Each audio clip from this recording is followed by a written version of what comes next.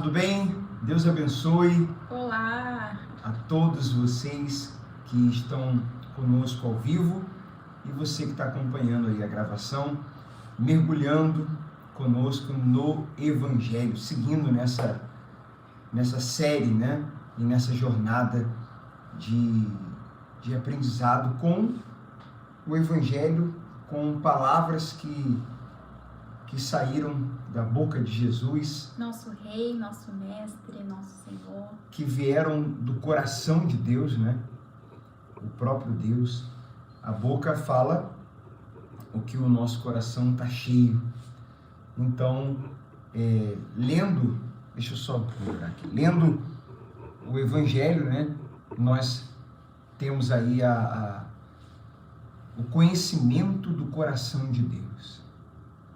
O conhecimento do coração de Deus. Tem a frase que diz que terra, como é que é? No coração do homem é terra que ninguém pisa, né? Uma pessoa fala isso para dizer assim, a gente não conhece ninguém, a gente não conhece as pessoas nos surpreendem, muitas vezes nos decepcionam, a gente pensa que é uma coisa e é outra. Com Jesus você não terá jamais esse problema. Além dele ser santo, né, perfeito, ele deixou bem claro aqui quem ele é. É lendo o Evangelho que a gente entende quem ele é.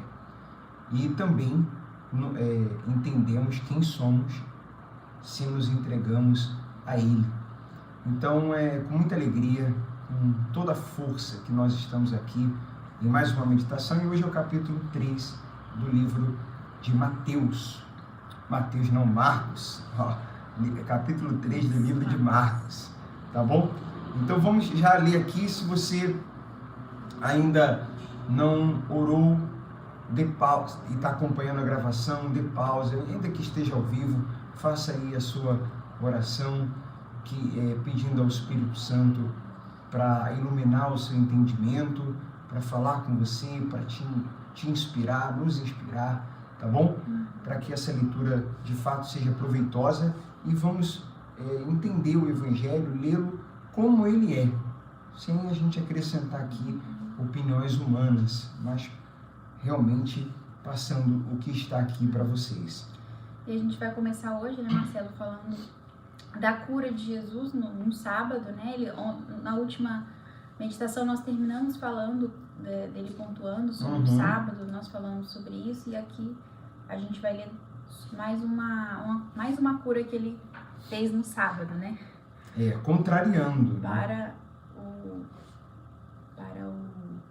o incômodo dos religiosos. Exatamente, contrariando os religiosos, mas se importando com gente, se importando com pessoas.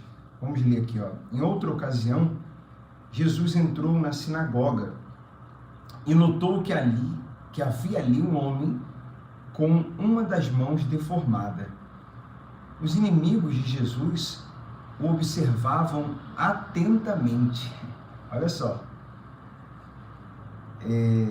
Se ele curasse a mão do homem, planejavam acusá-lo, pois era sábado. Você vê, né? Isso é a religiosidade excessiva. Essa coisa de você condenar, né? Ficar observando. Isso é típico da religiosidade excessiva. Líderes religiosos de forma excessiva. Ele diz aqui, ó, versículo 3. Jesus disse ao homem com a mão deformada: venha e fique diante de todos. Em seguida voltou-se para seus críticos e perguntou. Mais uma vez, se você assistiu a meditação passada, nas últimas duas, a gente destacou isso. E leva isso, gente, para todo o Evangelho.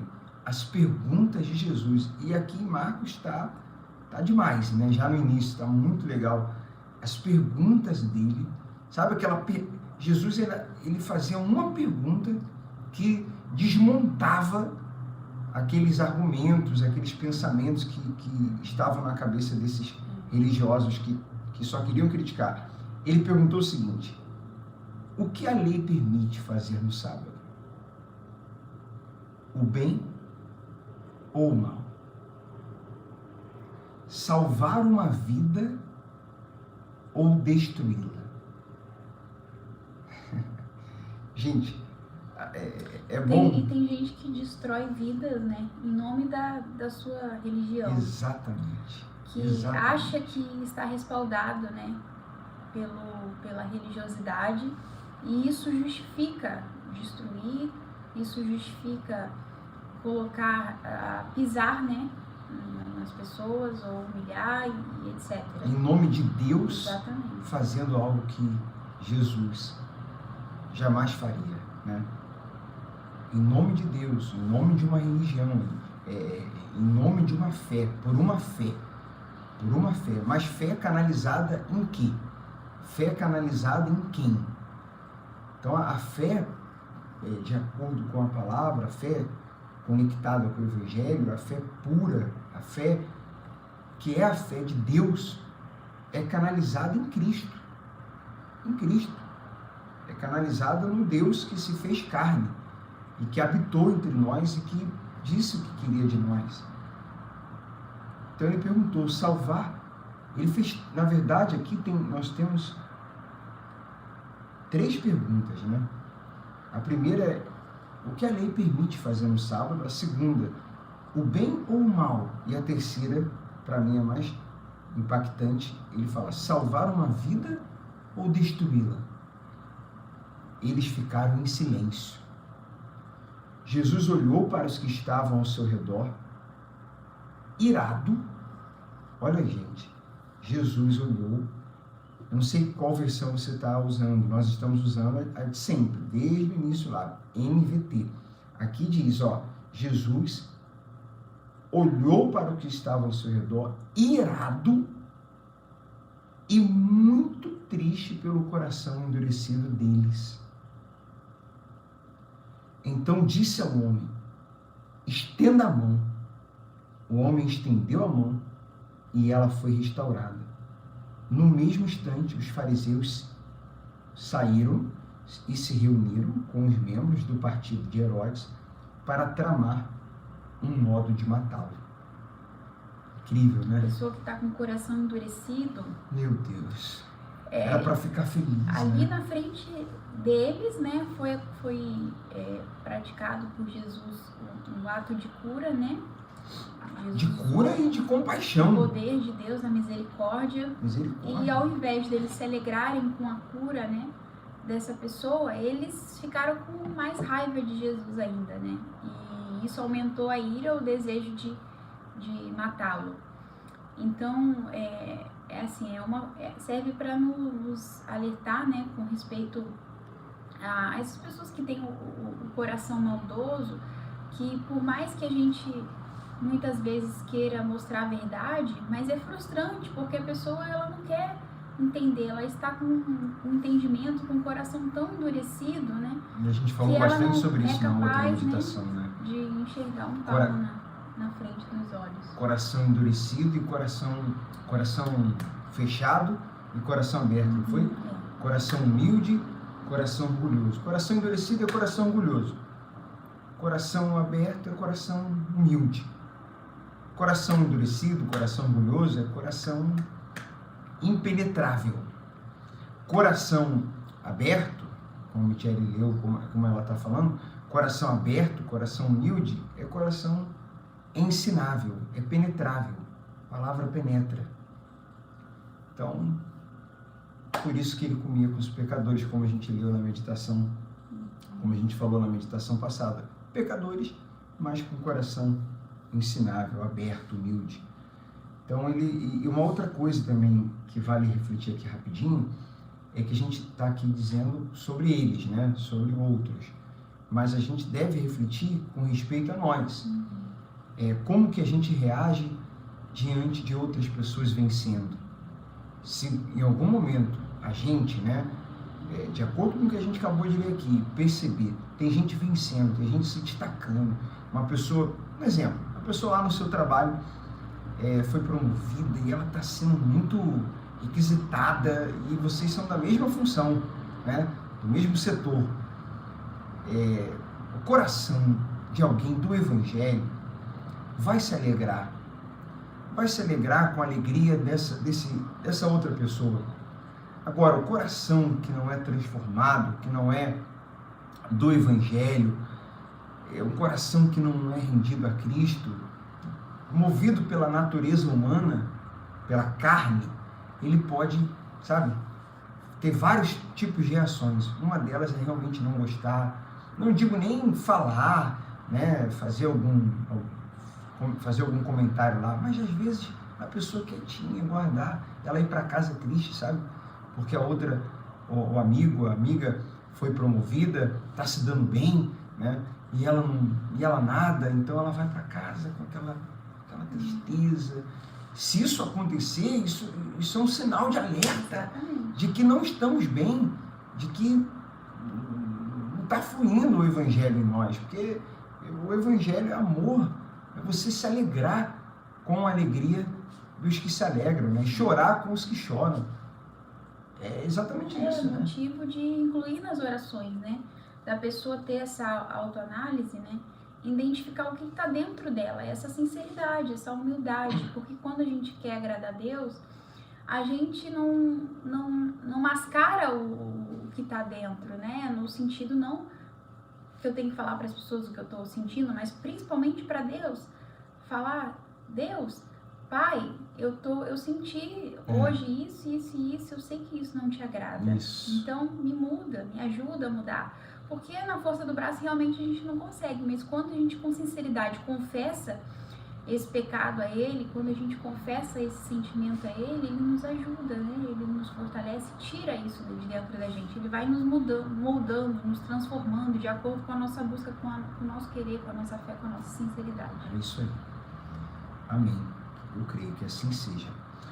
Expansão do ministério de Jesus, versículo 7. Jesus saiu para o mar com os seus discípulos e uma grande multidão os seguiu. Vinham de todas as partes da Galiléia, da Judéia, de Jerusalém, da Idumeia, do leste do Rio Jordão e até de lugares distantes ao norte, como Tiro e Sidom. A notícia de seus milagres havia espalhado para longe e um grande número de pessoas vinha vê-lo. Jesus instruiu seus discípulos a prepararem um barco para evitar que a multidão o esmagasse. Havia curado muitos naquele dia, os enfermos se empurravam para chegar até ele e tocá-lo. E sempre que o viam, os espíritos impuros se atiravam no chão na frente deles e gritavam: Você é o Filho de Deus. Jesus, porém, lhe dava ordens severas para que não revelassem quem ele era. Aqui, Jesus, então, adota de uma estratégia, né? Pede para que eles coloquem o barco, porque eram muitos milagres. E esses milagres, eles apontavam para o seu senhorio, né? Para a sua identidade. A gente comentou aqui o demônio falando quem ele é na outra meditação, que muitas vezes o demônio, né? Muitas vezes não, todas as vezes, o demônio sabe quem ele é, sabia quem ele era, mas a gente viu alguns versículos atrás líderes religiosos tramando sua morte, com a intenção de matá-lo. Ou seja, eles não sabiam quem ele era. Não sabiam quem ele era na sua totalidade. Então, olha só que situação, né? Pessoas que deveriam reconhecê-lo não estavam reconhecendo, mas os próprios demônios estavam reconhecendo. E quer falar porque algo? essas pessoas, elas foram chamadas a atenção pelos milagres, mas o que Jesus queria, na verdade, era ser reconhecido pelo que ele ensinava. É isso que transforma a vida, o ser humano, o coração de uma pessoa. É quando a palavra entra, a gente vê, né, viu aqui no Brasil por muitos anos esse movimento de cruzada, de cura, de milagres, né, e muitos ainda exploram isso, né, essa questão. Mas isso é algo extremamente momentâneo, passageiro, porque essa pessoa ela pode ser curada hoje, mas amanhã ela vai morrer de algum problema de saúde, provavelmente a probabilidade dela morrer com um problema de saúde é muito grande, né? Exceto por alguns casos de algumas pessoas que têm uma genética boa, uma saúde, né, melhorzinha, e elas morrem na velhice mesmo, e aí para de funcionar, né, morte natural. Mas na maioria das pessoas, todos nós iremos morrer de alguma doença, né? Então, e o maior milagre de Jesus não eram as curas, o maior milagre de Jesus não eram os prodígios, os paralíticos andarem, mas o maior milagre que Jesus veio nos trazer era a salvação. Era realmente, de fato, as pessoas reconhecerem a palavra de Deus e se renderem a ela, né, para receberem a maior de todas as heranças, que é a vida eterna, né? Então, isso tudo era uns sinais que chamavam a atenção das pessoas ali, né? Só que Jesus, ele não fazia aquela propaganda, olha só, eu curo, olha só, olha pra mim, eu faço isso, olha o que aconteceu aqui, eu sou isso, eu sou aquilo, aquilo outro. Pelo contrário, isso já tinha fugido do controle dele, mas muitas vezes quando ele ressuscitou mortos, quando ele curou, ele falava pra pessoa, não conte não espalhe, que a intenção era porque ele se compadecia daquela pessoa, está passando por aquela dor, aquela situação, e tirava aquele problema dela. Só que ele não veio só para isso, né, Marcelo? Principalmente para salvar. Há um propósito muito maior. Há um propósito. Nós fizemos uma postagem nas redes sociais, uma nova conta, né, que fizemos há alguns dias, e colocamos a seguinte pergunta: Deus é pai, amigo, ou um bombeiro ou um gênio da lâmpada? E aí eu quero dizer uma coisa aqui para vocês. É óbvio, né, que ele não é um bombeiro, não é alguém que está ali só para nos livrar e apagar os incêndios, e também não é um gênio da lâmpada para fazer o que a gente quer, na hora que a gente quer, do jeito que a gente quer, e está ali só para realizar pedidos. Não é, ele não é. Mas embora ele não seja, ele faz essas coisas. Ele nos livra, ele nos socorre como bombeiro, e ele realiza pedidos. Só que isso é um detalhe de uma relação profunda de amor.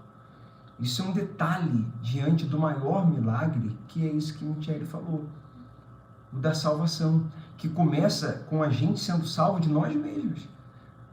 A salvação começa com o homem sendo salvo dele mesmo.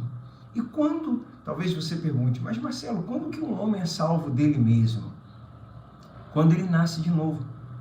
Quando ele nasce do Espírito e recebe de Deus uma nova natureza, uma natureza espiritual, e ele se relaciona com Deus, e essa nova natureza, ela prevalece sobre a natureza humana, com devocionais, com uma vida de oração, com uma vida de comunhão com Deus.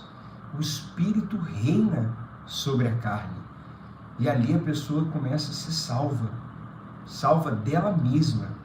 Tem até canções, estou falando aqui, estou me lembrando agora. Me salva, Senhor, de mim. Me liberta do meu eu. Essa é a maior libertação.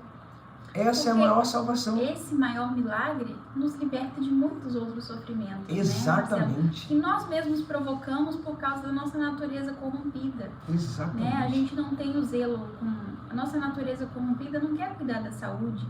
A nossa natureza corrompida não quer ser fiel. A nossa natureza corrompida não faz amar, as coisas com excelência. Quer se importar com o outro. Não faz as coisas com excelência, não renuncia, não sacrifica, não dá o seu melhor. Ela quer só se beneficiar, ela quer só satisfazer os seus desejos, né? Como a gente falou no outro dia. A nossa natureza humana nos faz viver movido pelas emoções, né? A gente tem estudado um pouco sobre isso, a gente por muitos anos foi ensinado, você tem que ter uma fé 100% racional e zero emoção. Só que não, na verdade Deus nos fez com as emoções e com o raciocínio, então eles têm que ser usados de forma equilibrada.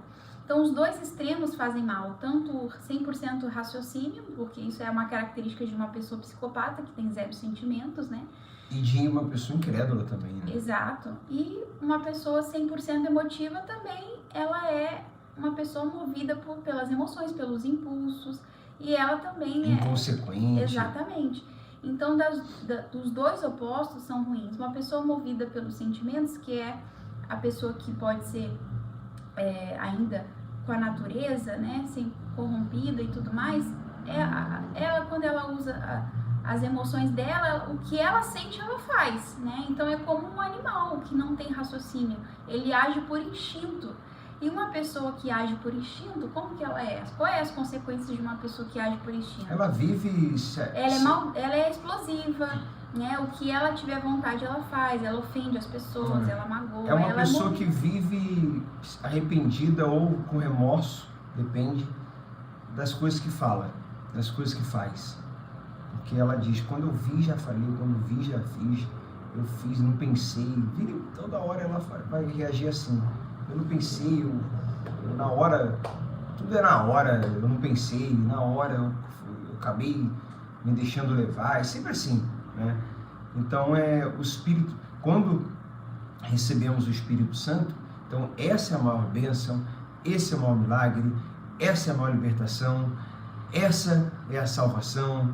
Quando nós recebemos o Espírito Santo, essa nova natureza, ele nos equilibra, ele nos equilibra. Ele nos ajuda. Se a gente orar, como o Michele falou, pedir a Ele, me ajuda, me guia, e ter esse relacionamento com Ele, Ele vai nos ajudar a fazer esse balanceamento. Agora, que é um detalhe, esse equilíbrio não é 50% emoção e 50% razão, não é. Ele é um balanceamento. Tem momentos que tem que ser mais razão. Então, tipo, 70% e 30%. 60 e 40. Tem momentos que a gente tem que ser mais emotivo. Tem momentos que é de emoção. Então, você coloca a emoção para 60, razão para 40, talvez para 70, 30, 75, 25. Daqui a pouco dosa de novo. O bom é que fique sempre aqui assim, ó. Mas tem momentos que faz assim, ó. E quem é que nos ajuda nisso, gente? O Espírito Santo, sem dúvidas. Vamos seguir. Jesus escolhe os 12 apóstolos.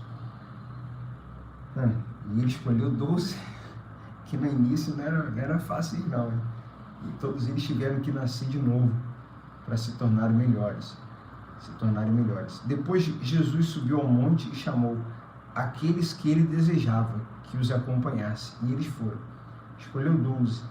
E os chamou os seus apóstolos para que os seguissem e fossem enviados para anunciar a sua mensagem. E lhes deu autoridade para expulsar demônios.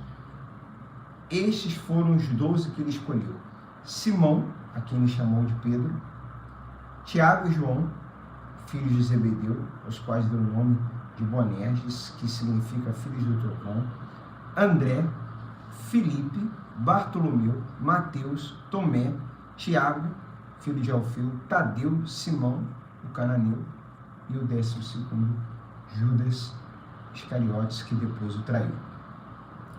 Jesus, sua família e Satanás.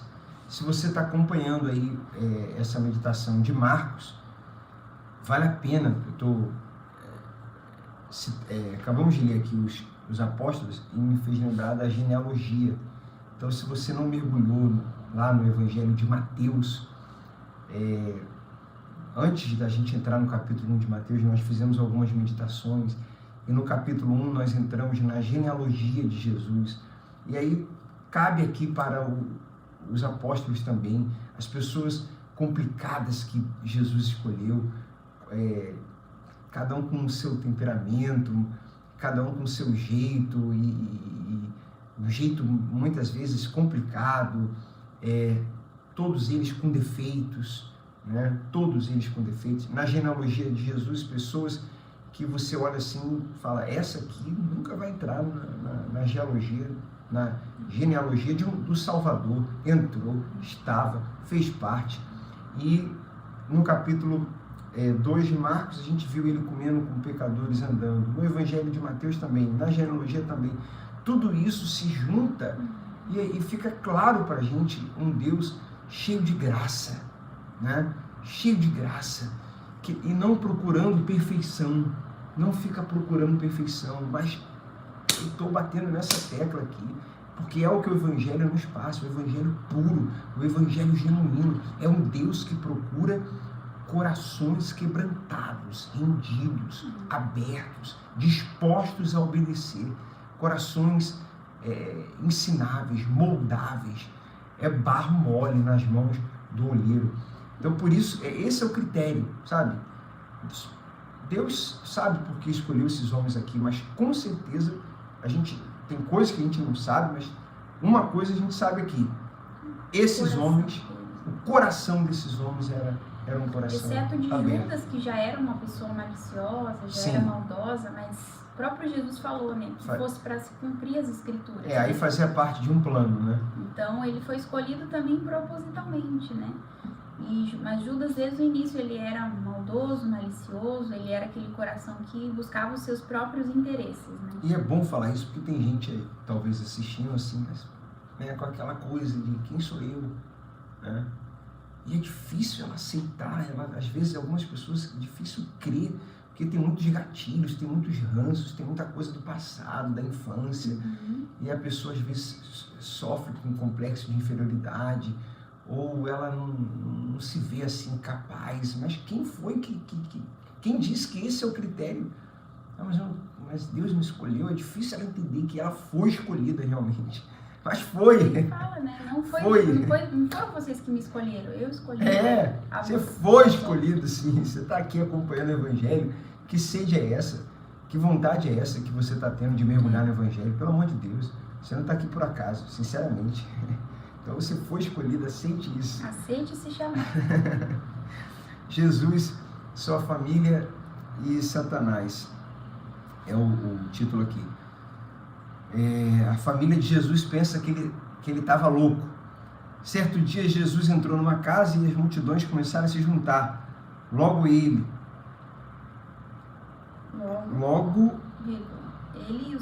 e seus discípulos não tinham tempo, nem para comer. Quando os familiares de Jesus souberam o que estava acontecendo, tentaram impedi-lo de continuar. Está fora de si, diziam. Ele estava muito dedicado, né, à missão. A fonte do poder de Jesus. Então os mestres da lei, que tinham vindo de Jerusalém, disseram: está possuído por Beelzebul, príncipe dos demônios. É dele que recebe poder para expulsar demônios. Jesus o chamou e respondeu com uma comparação. Como é possível Satanás expulsar Satanás? Perguntou. Um reino dividido internamente será destruído. Da mesma forma, uma família dividida contra si mesma se desintegrará. E se Satanás está dividido e luta contra si mesmo, não pode se manter de pé. Está acabado. Quem tem poder para entrar na casa de um homem forte e saquear seus bens? Somente alguém ainda mais forte, alguém capaz de amarrá-lo e saquear a sua casa. Eu lhes digo a verdade: todo pecado e toda blasfêmia podem ser perdoados, mas quem blasfemar contra o Espírito jamais será perdoado. Esse é um pecado com consequências eternas. Ele disse: por isso afirmavam, está possuído por um espírito impuro. Aí Jesus estava explicando a respeito, que lá em outras passagens fala, né? Há pecados que não tem perdão. Jesus estava explicando que é justamente atribuir a uma obra de Deus, a obra do Espírito Santo, atribuir isso a Satanás, né? Que era o que aconteceu com os religiosos, né? Esse era o pecado deles, né? De atribuir a obra de Deus a Satanás. E tá aqui, ó. Jesus ofereceu uma explicação melhor sobre sua capacidade de expulsar demônios. Isso aqui é um comentário, gente. e vai reforçar isso que o Michele acabou de dizer. A frase, eu lhes digo a verdade, precede muitos ditos de Jesus e dá ênfase ao que consegue. Todo pecado e toda blasfêmia podem ser perdoados, mas há um pecado com consequências eternas, ou seja, blasfêmia contra o Espírito Santo, que consiste em atribuir a obra de Deus ao Espírito impuro. Resistir à obra divina e acusá-la de demoníaca impede a ação de convencimento do Espírito, a qual conduz ao arrependimento, à fé salvadora e ao perdão de pecados. Então, essa é porque quem convence é o Espírito Santo, né? Então, se eu pecar contra o Espírito Santo, que no caso é esse pecado específico, né? Como poderia ser convencido ao arrependimento? É isso que está querendo dizer. A verdadeira família de Jesus. Então, a mãe... só um detalhe aqui, antes da gente finalizar. Já vamos finalizar os últimos 5 versículos. Bem, você vê que não é difícil de entender se a gente analisar o contexto, né? Ele chamou Jesus de demônio, né? Beuzebu. Então, Jesus, mais à frente, vai lá, explica e fala, e nós comentamos aqui. Muito bem. Mas como diz aqui que é um pecado que não tem perdão, pronto. O que o diabo faz? Começa a trabalhar na mente de um monte de gente para dizer que aquilo que ela fez é uma blasfêmia. Para que a pessoa tenha em mente que não tem perdão. E se uma pessoa tiver em mente que não tem perdão, ela vai perder força até de orar. Então, cuidado com isso, porque nós já atendemos vários casos de pessoas achando que será que o que eu fiz não tem nada a ver. Já vários casos que não tem nada a ver com isso aqui. Mas é o diabo jogando na mente da pessoa para deixar ela confusa e ela até chegar a pensar que não tem perdão. Se é o caso de alguém que está acompanhando esse vídeo, se você tiver isso na sua cabeça e não tem sentido com o que nós acabamos de ler aqui, com esse contexto, tire isso da sua cabeça de uma vez por todas. Qualquer dúvida que você tiver, não apenas sobre isso, mas qualquer coisa que das meditações, você envie sua pergunta, tá bom? Nós vamos lhe responder, tirar sua dúvida com o maior prazer, pode ter certeza disso. Bem, então a mãe, para a gente finalizar, e os irmãos de Jesus foram vê-lo. Ficaram do lado de fora e mandaram alguém avisá-lo para sair e falar com eles. Havia muitas pessoas sentadas ao seu redor, e alguém disse, sua mãe e seus irmãos estão lá fora e o procuram. Jesus respondeu, quem é minha mãe? Quem são meus irmãos? Aqueles que estavam ao seu redor e disse... Pulei aqui um pouquinho, né? Então olhou para aqueles que estavam ao seu redor e disse, vejam, estes são minha mãe e meus irmãos. Quem faz a vontade de Deus é meu irmão, minha irmã e minha mãe. Marcos, ele retorna a narrativa, a mãe e os irmãos, aqui nos comentários é muito interessante. Os irmãos de Jesus são os filhos de José e Maria, que nasceram depois dele. Alguns intérpretes, porém, acreditam que eram filhos que José teve no casamento anterior, ou ainda que eram primos de Jesus. Essas alegações decorrem da crença católica romana na perpétua virgindade de Maria. No reino de Deus, os verdadeiros parentes não são ligados por laços de sangue. Olha isso. No reino de Deus, os verdadeiros parentes não são ligados por laços de sangue, mas por uma relação de fé. Então, essa é a explicação dessa passagem. Mais do que laços de sangue, são laços de fé. Então, uma pessoa que ela se entregou a Cristo, ela é do Evangelho. Então, eu não a conheço, mas eu a chamo de irmã, né? Eu a chamo de irmão de coração mesmo, porque a fé nos conecta, né? A fé em Cristo, né? A graça dele, o Evangelho nos torna irmãos. Então, é sobre isso, não é sobre destratar a família, não dar valor à família, desprezar a família. Não é sobre isso, porque seria uma baita incoerência se fosse sobre isso, porque Deus fala para honrarmos, né? Pai e mãe, está escrito. Então, não é nisso. É um equilíbrio, é uma questão de prioridade e uma questão de sabedoria, de entendimento de que essas pessoas que às vezes a gente nem conhece, mas pela fé em Cristo são nossos irmãos. Tá certo? Então, tem a fé e tem o sangue. Tem irmão de sangue, tem irmão de fé. Às vezes o irmão de sangue é irmão de fé também. Às vezes o irmão de fé, ele não é de sangue, mas é o irmão. Mais uma coisa, Michele? Não, fechou. 2 anos. Fechou? Então tá bom, gente. Nós vamos ficando por aqui. Hoje, um tempinho um pouco menor, né, do que as demais meditações, mas é isso.